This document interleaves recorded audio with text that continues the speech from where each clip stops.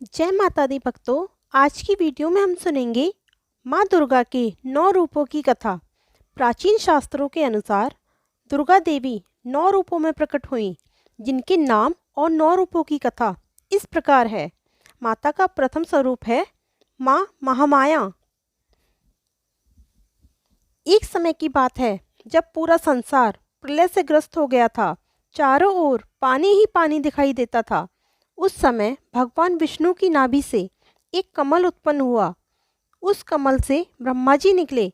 इसके अलावा भगवान नारायण के कानों में से कुछ मैल भी निकला। उस मैल से मधु और कैटब नाम के 2 दैत्य बन गए।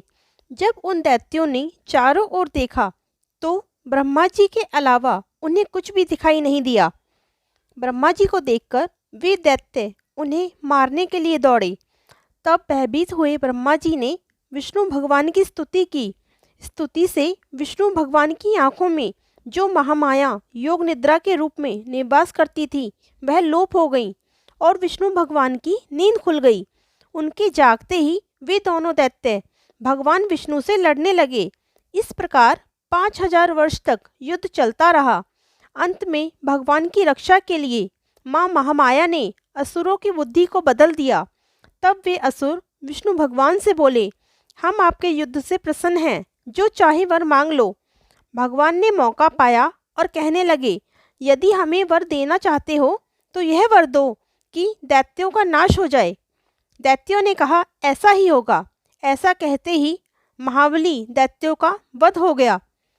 जिसने असुरों की बुद्धि को बदला था वह महामाया आदिशक्ति भगवती ही थी। अब सुनते हैं माता के दूसरे स्वरूप की कथा। माता का दूसरा स्वरूप है आदिशक्ति माँ भगवती।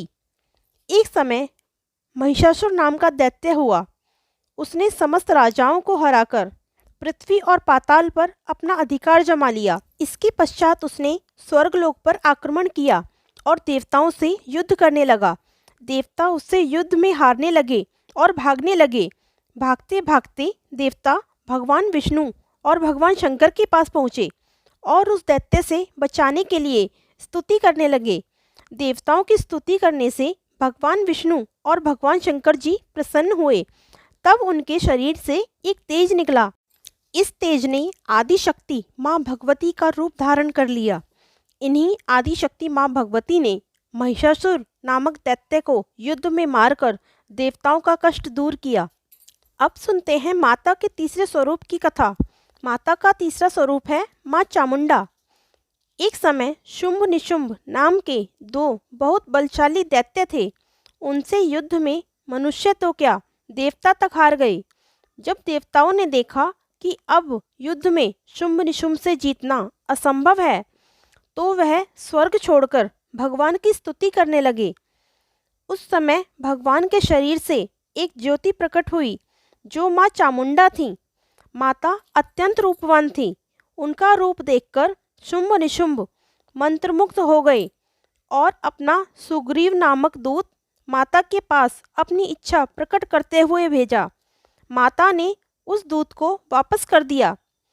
तब इसके बाद शुंभ निशुंभ ने रक्तबीज को माता के पास युद्ध के लिए भेजा। रक्तबीज बहुत बलवान था। उसके शरीर की एक बूंद जमीन पर गिरने से एक और दैत्य पैदा हो जाता था।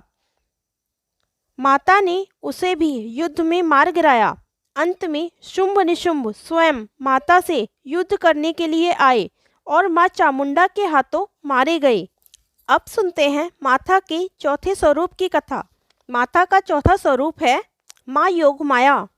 जब कंस ने वसुदेव देवकी के 6 पुत्रों का वध कर दिया और 7वें गर्भ में शेषनाग बलराम जी आए तो रोहिणी के गर्भ में प्रविष्ट होकर प्रकट हुए। तब 8वां जन्म कृष्ण जी का हुआ।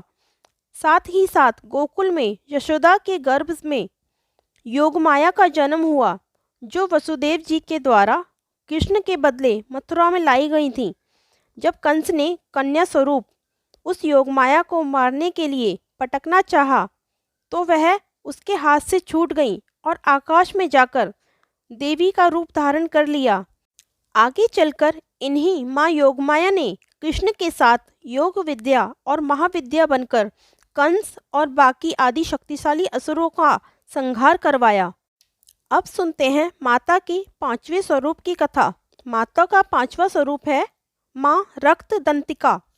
एक बार वैप्रचित्ति नाम के असुर ने बहुत से कुकर्म करके पृथ्वी को व्याकुल कर दिया। उसने मनुष्य ही नहीं बल्कि देवताओं तक को बहुत दुख दिया।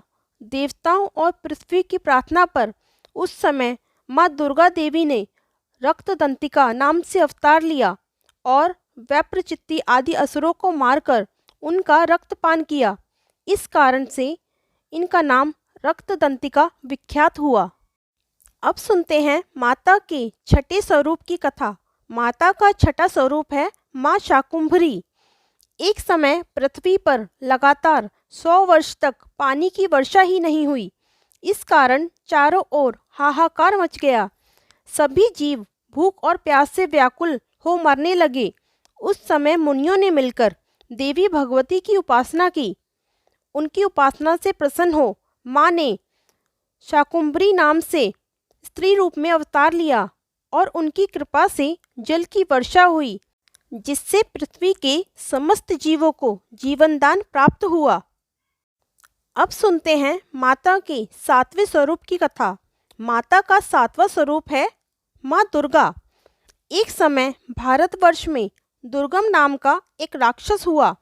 उसके डर से पृथ्वी ही नहीं स्वर्ग और पाताल में निवास करने वाले लोग भी भयभीत रहते थे। ऐसी विपत्ति के समय में भगवान की शक्ति ने दुर्गा नाम से अवतार लिया और दुर्गम राक्षस को मारकर ब्राह्मणों और हरिभक्तों की रक्षा की। दुर्गम राक्षस को मारने के कारण ही तीनों लोकों में इनका नाम माँ दुर्गा देवी प्रसिद्ध हो गया। अब सुनते हैं माता के आठवें स्वरूप की कथा। माता का आठवां स्वरूप है माँ ब्राह्मरी। एक बार महा अत्याचारी अरुण नाम का एक असुर पैदा हुआ। उसने स्वर्ग में जाकर उपद्रव करना शुरू कर दिया। देवताओं की पत्नियों का सतीत्व नष्ट करने की कुचेष्टा करने लगा। अपने सतीत्व की रक्षा के लिए देव पत्नियों ने भौरों का रूप धारण कर लिया और माँ आदि शक्ति से प्रार्थना करने लगी। देव पत्नियों को दुखी जानकर माता ने भ्रामरी का रूप धारण करके उस असुर को उसकी सेना सहित मार डाला और देव पत्नियों के सतीत्व की रक्षा की। अब सुनते हैं माता के 9वें स्वरूप की कथा। माता का 9वां स्वरूप है माँ चंडिका। एक बार पृथ्वी पर चंडमुंड नाम के 2 राक्षस पैदा हुए। वे दोनों इतने बलवान थे कि पृथ्वी के सभी राजाओं को हराकर उन्होंने संसार में अपना राज्य फैला लिया और स्वर्ग के देवताओं को भी हराकर स्वर्ग पर भी अपना आधिपत्य जमा लिया। इस कारण देवता बहुत दुखी हुए और आदि शक्ति भगवती की स्तुति करने लगे। देवताओं की स्तुति से प्रसन्न हो माँ ने चंडिका के रूप में अवतार लिया और चंडमुंड नामक राक्षसों को मारकर संसार का दुख दूर किया और देवताओं का स्वर्ग पुनः उन्हें दे दिया। चंडमुंड का वध करने के कारण माता का नाम चंडिका विख्यात हुआ। ये थी माता के 9 रूपों की कथा। बोलिए जय माता दी। अगर आप लोगों को वीडियो पसंद आई है तो वीडियो को लाइक करें और चैनल को सब्सक्राइब करें। Thanks for watching.